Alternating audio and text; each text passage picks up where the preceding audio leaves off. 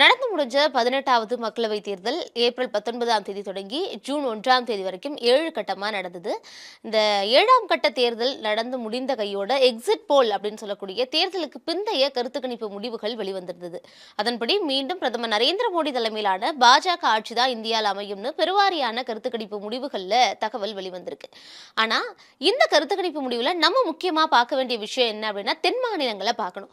தென் மாநிலங்கள்ல இந்த முறை பாஜகவுடைய ஆதிக்கம் அதிகமா இருக்கும் அப்படின்னும், கர்நாடகா, ஆந்திரா, தெலங்கானா போன்ற மாநிலங்கள்ல அவங்களுடைய பலத்தை மேலும் அதிகப்படுத்தக்கூடிய வகையிலும், தமிழ்நாடு, கேரளா மாதிரியான இதுவரைக்கும் தடம் பதிக்காத இடங்கள்ல பாஜக இந்த தேர்தல்ல அவங்களுடைய கணக்க தொடங்குவாங்கன்னு இந்த கருத்து கணிப்பு முடிவுகள்ல தகவல் வெளிவந்திருக்கு.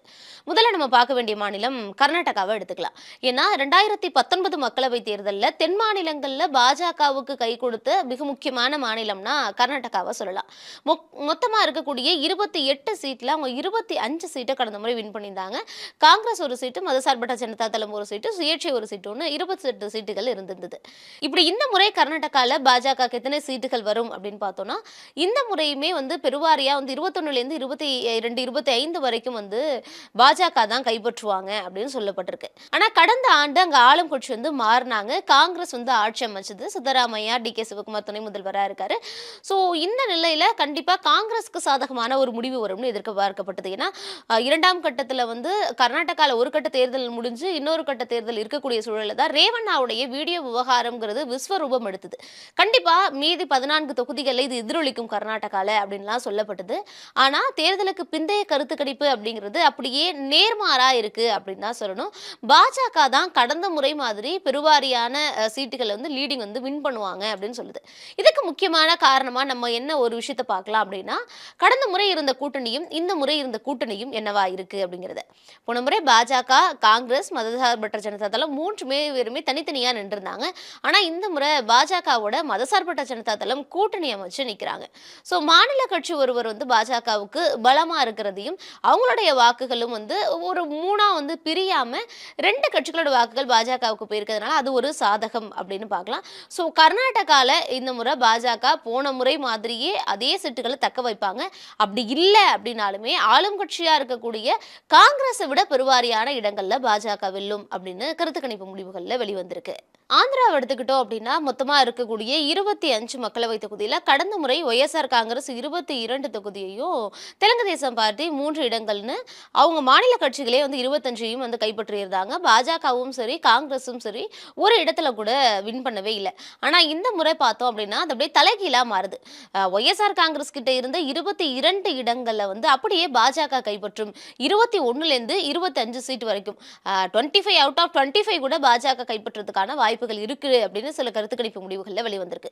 21லேருந்து 25க்கு இடைப்பட்ட இடங்களை பாஜக கைப்பற்றலாம் அப்படின்னும், ஒரு 3-4 இடங்கள் மட்டும் தான் கிடைச்சா ஒய்எஸ்ஆர் காங்கிரஸ்க்கு கிடைக்கிறதுக்கான வாய்ப்புகள் இருக்கிறதா கருத்து கணிப்பு முடிவுகள்ல வெளிவந்திருக்கு.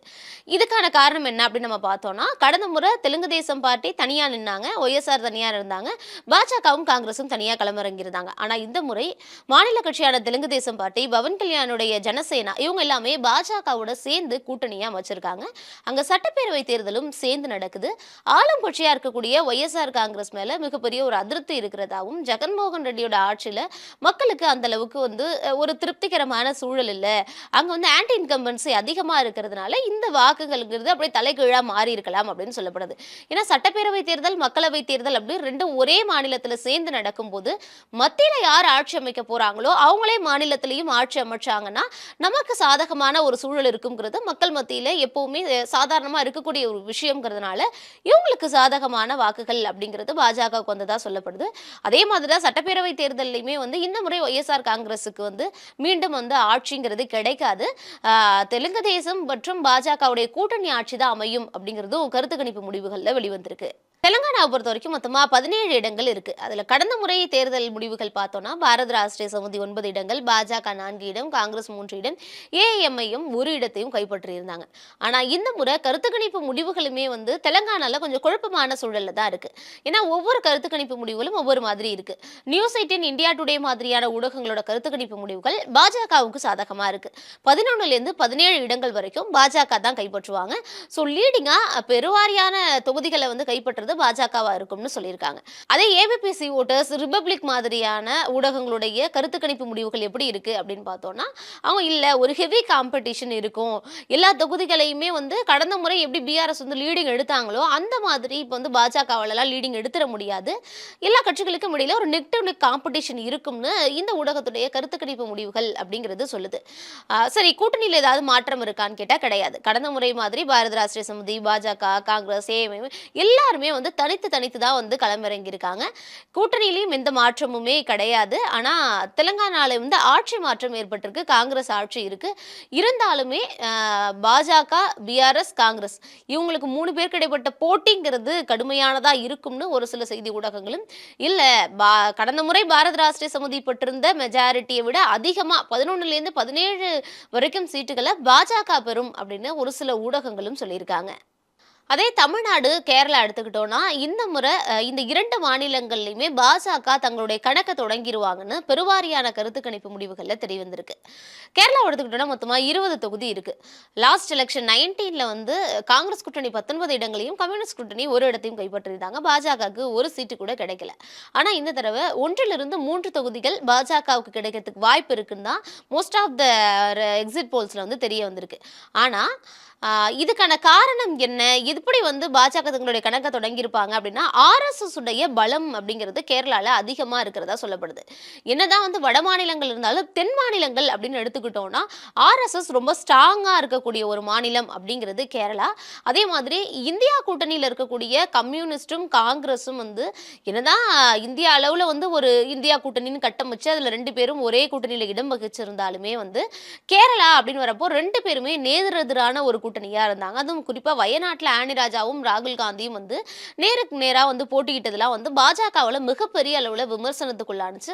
அது மிகப்பெரிய அளவுல அவங்க வந்து பிரச்சாரத்திலையும் முன்னெடுத்திருந்தாங்க. கேரளா ஸ்டோரி மாதிரியான படங்கள் இதெல்லாம் வந்து கேரளால மிகப்பெரிய அளவுல ஒரு மாற்றத்தையும் ஒரு தாக்கத்தையும் ஏற்படுத்துச்சு அப்படின்னு சொல்லலாம். அது மட்டும் இல்லாம கேரளால நிறைய வேலைகள் வந்து அவங்க செஞ்சிருந்தாங்க. அடிமட்ட அளவுல இருந்து ரொம்ப ஹார்ட் ஒர்க் பாஜக தரப்புல பண்ணப்பட்டதாகவும், அதுக்கு ஆர்எஸ்எஸ் உடைய உதவி கேரளால இருந்ததாகவும் சொல்லப்படுது. சோ அந்த வகையில தான் கருத்து கணிப்பு முடிவுகளுமே வெளிவந்திருக்கு. அதனால கண்டிப்பா ஒரு சீட்டாவது கேரளாலேருந்து பாஜகவுக்கு கிடைக்கும் அப்படின்னு சொல்லப்படுது. அதே நம்ம தமிழ்நாட்டுக்கு வந்தோம் அப்படின்னா மொத்தமா 39 தொகுதிகள்ல பாஜகவுக்கு வந்து 1லேருந்து 4 சீட்டு வந்து கிடைக்கும்னு சொல்லியிருக்காங்க. 35+ வந்து திமுக கூட்டணிக்கும், அதிமுகவுக்கு 0லிருந்து 2 அப்படின்னு சொல்லியிருக்காங்க. பாஜகவுக்கு 1லேருந்து 4 சீட் அப்படின்னு சொல்லியிருக்காங்க. சில கருத்து கணிப்பு ஊடகங்கள், சில கருத்து கணிப்பு முடிவுகள் பார்த்தோம் அப்படின்னா, அதிமுகவுக்கு சீட்டே கிடைக்காது.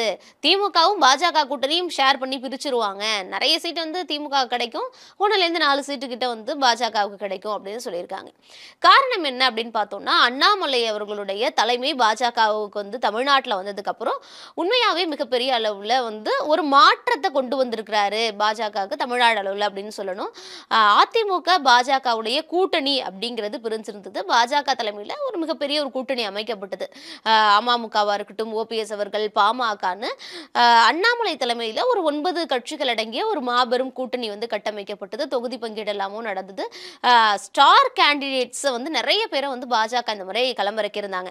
மாநில தலைவர் அண்ணாமலையா இருக்கட்டும், முன்னாள் ஆளுநர் தமிழிசை சவுந்தரராஜனா இருக்கட்டும், நயினார் நாகேந்திரன், மத்திய இணையமைச்சர் எல் முருகன், கன்னியாகுமரியில பொன்னார்னு பாஜகலயே ஒரு நட்சத்திர பட்டாளம் இருக்காங்க. அது இல்லாம பாமகல சௌமியா அன்புமணி, ஓபிஎஸ் வந்து ராமநாதபுரத்தில் களமிறக்கிறதா இருக்கட்டும், டிடிவியை வந்து தேனியில களமிறக்கிறதா இருக்கட்டும், இப்படி பெருவாரியான தொகுதியில நட்சத்திர வேட்பாளர்களை களமிறக்கி இருக்காங்க. அதுவும் சரியான தொகுதியில அவங்களுக்கான சமுதாய வாக்குகள் எங்க இருக்கோ அந்த இடத்துல கரெக்டான அளவுல வந்து பாஜக அவங்கள பிளேஸ் பண்ணியிருக்காங்க. அதிமுகவுடைய வேட்பாளர்கள் தேர்வு வந்து இந்த முறை வந்து தவறான முறையில வந்து போயிடுச்சு.